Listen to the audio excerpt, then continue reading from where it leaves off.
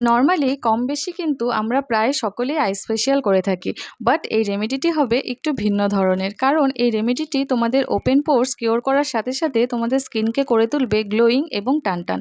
যাদের hit allergy বা dust allergy আছে তাদের জন্য কিন্তু আইস ফেশিয়াল খুবই গুরুত্বপূর্ণ। সো হ্যালো এভরিওয়ান, আমি পূজা। তাহলে চলো আজকে শেয়ার করি কি করে আইস কিউব তৈরি করব আইস ফেশিয়ালের জন্য। এখানে আমি টমেটো এবং শসা নিয়ে নিয়েছি। দুটোকেই কুচি করে ঘষে নিয়ে ভালো করে রস বের করে নেব। তার জন্য আমি একটি ছাঁকনি নিয়েছি, তার সাহায্যে আমি রসটা বের করে নিচ্ছি। দেখো এখানে আমার রস বের করা প্রায় হয়ে গেছে। এখন এই টমেটো আর শসার যে জুসটি থাকবে সেটা আমরা কি করব, একটি আইস ট্রেতে ঢেলে দেব। আর এটা আমরা ডিপ ফ্রিজে রেখে দিব আইস কিউব তৈরি হওয়ার জন্য।